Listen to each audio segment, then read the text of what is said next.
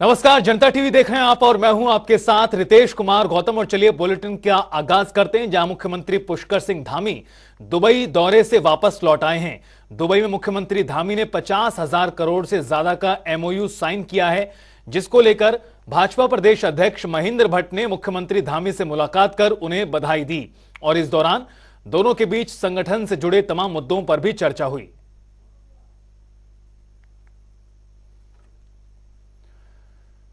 आगामी दिसंबर महीने में होने जा रहे इन्वेस्टर समिट को लेकर प्रदेश सरकार लगातार तैयारियों में जुटी हुई है। खुद मुख्यमंत्री पुष्कर सिंह धामी इन्वेस्टर मीट को लेकर एक्टिव हैं। हाल ही में मुख्यमंत्री ने इन्वेस्टर मीट को लेकर लंदन और दुबई का दौरा भी किया है, जहां पर उन्होंने बड़े उद्यमियों को उत्तराखंड में होने जा रहे GIS का न्योता दिया। दूसरी तरफ सरकार की ओर से इन्वेस्टर समिट की तैयारियों को अंतिम रूप देने का काम किया जा रहा है। राजधानी देहरादून की सड़कों को स्वच्छ बनाने के साथ साथ राजधानी देहरादून की दीवारों पर उत्तराखंड की कलाकृतियों को उतारने का काम किया जा रहा है। आपको बता दें कि 23 साल के उत्तराखंड में कई मुख्यमंत्री आए और चले गए, लेकिन राजधानी की दशा और दिशा किसी भी मुख्यमंत्री ने संवारने का काम नहीं किया। उत्तराखंड में दिसंबर महीने में शुरू होने जा रहे इन्वेस्टर मीट को लेकर प्रदेश सरकार लगातार तैयारियों में लगी हुई है। इसके साथ ही अगर राजधानी देहरादून की बात करें तो राजधानी देहरादून की सड़कों को साफ सुथरा करने का काम किया गया है। इसके साथ ही राजधानी देहरादून की जो दीवारें हैं उसे उत्तराखंड की कलाकृतियों से रंगने का काम किया गया है। कहीं ना कहीं प्रदेश सरकार इन्वेस्टर मीट को लेकर गंभीर नजर आ रही है, और जिसका नतीजा है कि आज राजधानी देहरादून के दीवारों पर उत्तराखंड की संस्कृति की झलक दिखती हुई नजर आ रही है। प्रदेश सरकार की यह मुहिम भी लगातार रंग लेती हुई नजर आ रही है, और राजधानी देहरादून को स्वच्छ बनाने का जो काम किया जा रहा है वो भी साफ दिखता हुआ नजर आ रहा है। इसके साथ ही मैं राजधानी देहरादून के परेड मैदान की बात करूंगा तो राजधानी देहरादून का परेड मैदान भी सजाने का काम किया जा रहा है, जहां तमाम सारी व्यवस्थाओं को दुरुस्त करने के साथ साथ ही परेड मैदान को भी साफ सुथरा बनाने का काम किया गया है। कहीं ना कहीं प्रदेश सरकार की यह मुहिम भी रंग लाती हुई नजर आ रही है। आप देख सकते हैं कि किस तरीके से राजधानी देहरादून के परेड मैदान में स्थित इस टंकी को भी उत्तराखंड की कलाकृतियों से सजाने का काम किया गया है। सबसे बड़ी बात यह है कि 23 साल के उत्तराखंड में तमाम सारे मुख्यमंत्री हुए हैं, लेकिन किसी भी मुख्यमंत्री ने राजधानी देहरादून को संवारने का काम नहीं किया। कहीं ना कहीं मुख्यमंत्री पुष्कर सिंह धामी की यह मुहिम रंग लाती हुई नजर आ रही है, और राजधानी देहरादून को संवारने का काम तेजी से के साथ किया जा रहा है। वीडियो जर्नलिस्ट अनूप भट्ट के साथ नवीन शुक्ला, जनता टीवी, देहरादून। तो वहीं उत्तराखंड में प्राविधिक शिक्षा विभाग की ओर से द्वितीय प्रतिभा अलंकरण समारोह 2023 का आयोजन किया गया। देहरादून के IRDT ऑडिटोरियम में आयोजित हुए कार्यक्रम में प्रदेश भर के पॉलिटेक्निक संस्थानों से मेधावी छात्र आए और शिक्षक भी आए, जिनको मेडल और प्रशस्ति पत्र देकर सम्मानित किया गया।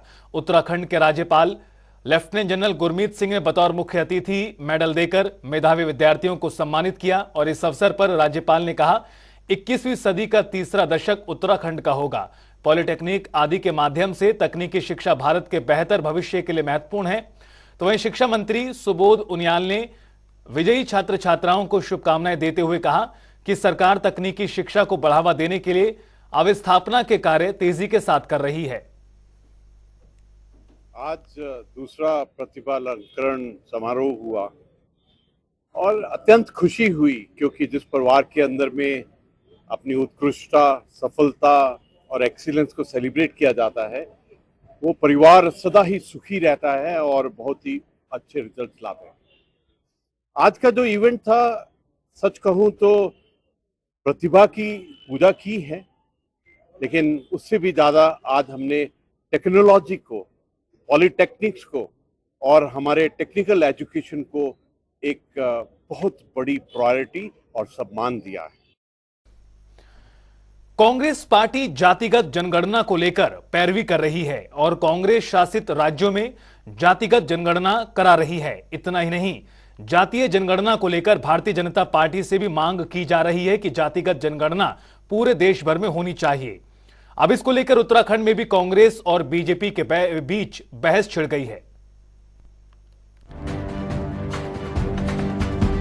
जहां एक तरफ कांग्रेस प्रवक्ता इस बात को कहती नजर नजर आ रहे हैं कि उत्तराखंड में भी जातिगत जनगणना होनी चाहिए, जिससे जातियों की स्थिति का पता चलेगा और जो जाति वर्ग के लोग पिछड़े हुए हैं उनकी स्थिति में सुधार किए जा सकेंगे। देखिए, भारतीय जनता पार्टी ना जाने क्यों समझ नहीं पा रही है जातिगत जनगणना से दिक्कत क्या है किसी को। आप बताइए, देश को ये जानने का हक है कि किस वर्ग का, किस समुदाय का व्यक्ति कितना है।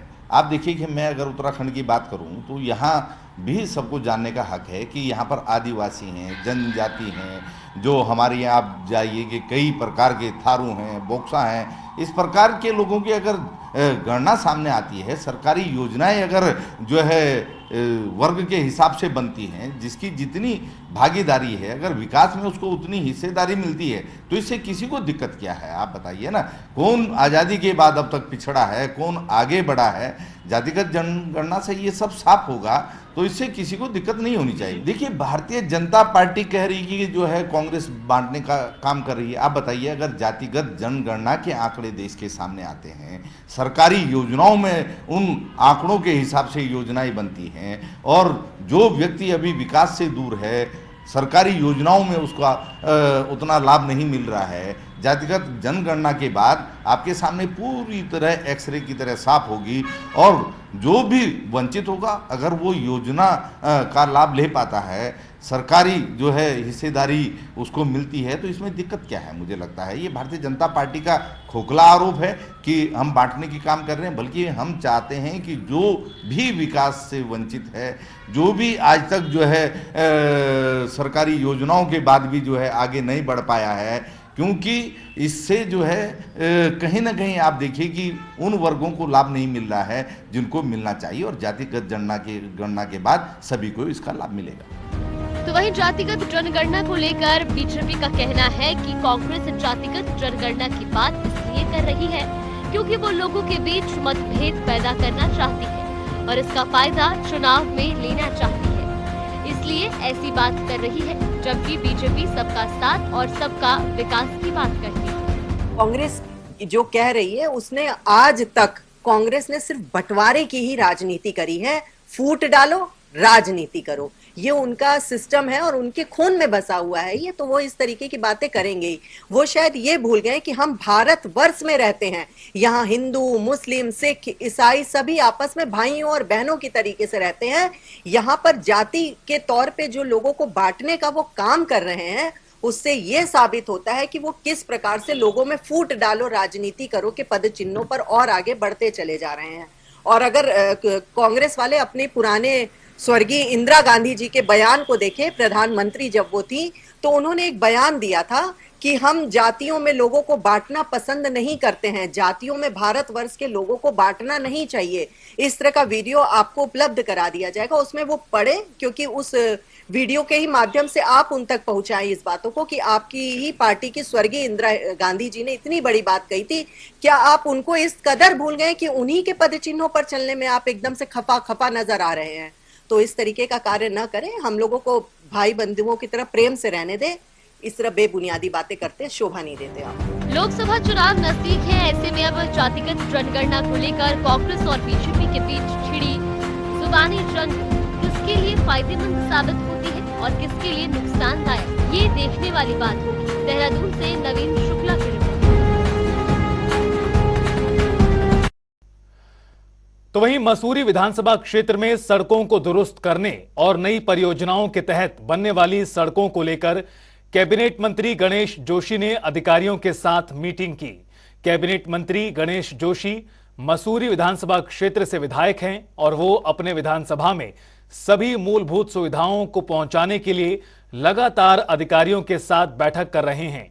क्षेत्र की विभिन्न सड़कों को लेकर कैबिनेट मंत्री ने अधिकारियों को कई दिशा निर्देश दिए हैं और जिन सड़कों का निर्माण कार्य चल रहा है उनको लेकर उन्होंने अधिकारियों से फीडबैक भी लिया। कैबिनेट मंत्री ने अधिकारियों को निर्देश दिए हैं कि सभी स्वीकृत कार्यों को जल्द से जल्द पूरा किया जाए, जिससे क्षेत्रवासियों को इसका लाभ मिले। जो कई दिनों से लंबित है, जैसे 11 धनोल्टी मोटर मार्ग, उसको बनने के बाद धनोल्टी की दूरी कम से कम 35-40 किलोमीटर कम हो जाएगी। इस प्रकार बालागंज चामुसारी मोटर मार्ग, इसी प्रकार मेरे क्षेत्र के कई पुल व अन्य सड़कों की जो काफी दिनों से लंबित है। इसी प्रकार सहजधारा में एक बाईपास मार्ग, क्योंकि वहां पर जाम लगता है, बड़ा रोड जो है बाईपास की, इन सारे कामों की समीक्षा मैंने यहाँ पे की है। और एक क्योंकि 2019 से मैं इसका शिलान्यास कर चुका हूँ और शेष 4 करोड़ सड़क का घोषणा मैंने माननीय मुख्यमंत्री जी से भी खेत में करवाई थी, वो त्रुटिवश धरोहर में चली गई है। इन सारे विषयों को लेकर उनसे बातचीत हुई है। शीघ्र ही मुझे आश्वस्त किया है पर सचिव ने कि शीघ्र ही उसका 15 दिन के अंदर का समाधान कर दिया जाएगा। और जो सड़कें हमारी स्वीकृत हुई हैं उनके शिलान्यास लोकार्पण भी शीघ्र किए जाएंगे। जैसे धोरण में करीब 3 करोड़ की सड़कें स्वीकृत हुई हैं, इसी प्रकार बिलासपुर, कांडी, जतनवाला में भी लगभग 3 करोड़ की सड़कें स्वीकृत हुई हैं। वह सालावाला में, डुभालवाला में, इन क्षेत्रों में भी लगभग 2 करोड़ की सड़कें मैंने स्वीकृत कराई हैं। शीघ्र उन कार्यों की शुरुआत होगी। आगामी लोकसभा चुनाव 2024 को लेकर भारतीय जनता पार्टी अपने सोशल मीडिया टीम को मजबूत कर रही है, जिसको लेकर हल्द्वानी में बीजेपी के कुमाऊं संभाग कार्यालय में सोशल मीडिया कार्यशाला की बैठक बुलाई गई, जिसमें कार्यकर्ताओं और टीम को गुरु मंत्र दिए गए। तो वहीं बैठक में केंद्रीय रक्षा राज्य मंत्री अजय भट्ट का जोरदार स्वागत किया गया। इस दौरान केंद्रीय रक्षा राज्य मंत्री अजय भट्ट ने कहा, सोशल मीडिया का ज्यादा से ज्यादा सकारात्मकता प्रयोग पार्टी के विचारों को आगे बढ़ाने में कारगर साबित होगा। समाज में सोशल मीडिया का प्रभाव काफी बढ़ चुका है, लेकिन इसका इस्तेमाल ज्यादा नकारात्मकता फैलाने में किया जा रहा है। थोड़ा आने में विलंब हुआ है क्योंकि दिल्ली से रात करीब 10 बजे यहाँ पहुंचा हूँ काशीपुर में एक रामला में रहे कोई 11-11:30 बजे के लिए माता जी की चक्राता पड़ा आपका भाजपुर, फिर काशीपुर से भाजपुर आया और क्योंकि आज सुबह से काशीपुर में कार्यक्रम थे, रात ही फिर काशीपुर लौट गया। करीब हमने मांग करी, आपने मांग करी, इधर बैठे हमारे अध्यक्ष जी समेत पूरे संगठन ने मांग करी, तो वो लगभग 1000 करोड़ के यहाँ और कितने ही करोड़ के उधम सिंह नगर का। अब इसमें देखिए, मैं तो अभी अप्रिशिएट कर रहा हूँ पूर्व में कितने बार क्या किया गया है। इसमें जो हमारी नियमित CMS PMS महोदया हैं वो ज़्यादा विस्तृत जानकारी दे सकती है। तो वहीं राजधानी देहरादून में दिसंबर में होने वाले इन्वेस्टर समिट को लेकर तैयारियां जोरों पर हैं। इसको लेकर शहर को स्वच्छ और सुंदर बनाने का भी काम जारी है। तो वहीं शहरी विकास मंत्री ने बताया कि जल्द ही सभी कार्य पूरे कर लिए जाएंगे। साथ ही कहा कि राज्य में इंफ्रास्ट्रक्चर और रोजगार को बढ़ाने के लिए सरकार लगातार काम कर रही है। देहरादून में भी जो सड़कें खराब हैं उन तमाम सड़कों को चिन्हित करते हुए उनका काम शुरू होने जा रहा है। रोजगार हम कैसे जनता को, हमारे बेरोजगारों को, आम आदमी जो उसके लिए पूरी तरह से मानक के दायरे में आ रहा है, उसके लिए सरकार पूरी तरह से गंभीर है। माननीय मुख्यमंत्री जी लगातार इसके लिए प्रयास कर रहे हैं और उसी श्रृंखला में हमने इन्वेस्टर समिट करने का निर्णय लिया। माननीय मुख्यमंत्री जी लंदन गए, आजकल अबू धाबी में आप जानते ही हैं, और ये सारा विषय लगातार चल रहा है। लेकिन जैसा आपने कहा कि उसके लिए इन्वेस्टर समिट सामने है और हमारे यहाँ की सड़कें आप देखिए, उसमें काम लगातार चल रहा है और हम ये उम्मीद कर रहे हैं इन्वेस्टर समिट से। और चलिए अब रुख करते हैं 2 मिनट में 10 बड़ी खबरों का। दुबई दौरे से करोड़ों का निवेश लेकर लौटे मुख्यमंत्री, बीजेपी प्रदेश अध्यक्ष महेंद्र भट्ट ने की मुलाकात, सफल दौरे पर दी बधाई। द्वितीय प्रतिभा अलंकरण समारोह 2023 कार्यक्रम, राज्यपाल गुरमीत सिंह ने की शिरकत, पॉलिटेक्निक छात्रों को किया गया सम्मानित। इन्वेस्टर समिट को लेकर तैयारियां तेज, देहरादून की सभी सड़कों को किया जाएगा ठीक। शहरी विकास मंत्री का बयान, शहर को स्वच्छ बनाने का करेंगे काम। मंत्री गणेश जोशी ने अधिकारियों के लिए बैठक, मसूरी विधानसभा में सड़क परियोजनाओं को लेकर चर्चा, अधिकारियों को जल्द से जल्द काम पूरा करने के निर्देश। 24 चुनावों की तैयारियों को लेकर बीजेपी ने कसी कमर, सभी सीटों पर भरा जीत कदम। बीजेपी प्रवक्ता का बयान, विपक्ष का सूपड़ा होगा साफ। रुड़की में ऊर्जा निगम की टीम के साथ मारपीट करना पड़ा भारी, पुलिस ने 3 को किया गिरफ्तार। गांव में चेकिंग के दौरान ग्रामीणों ने बोला था हमला। उधम सिंह नगर में तेज रफ्तार का कहर, अलग अलग जगह पर सड़क दुर्घटना में 2 युवकों की मौत।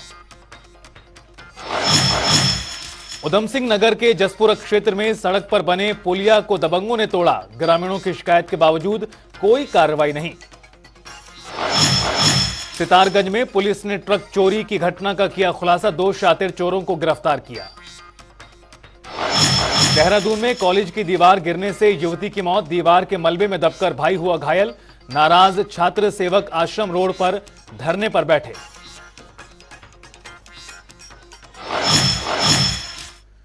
और फिलहाल इस बुलेटिन में इतना ही। जनता टीवी पर खबरों का सफर लगातार जारी है।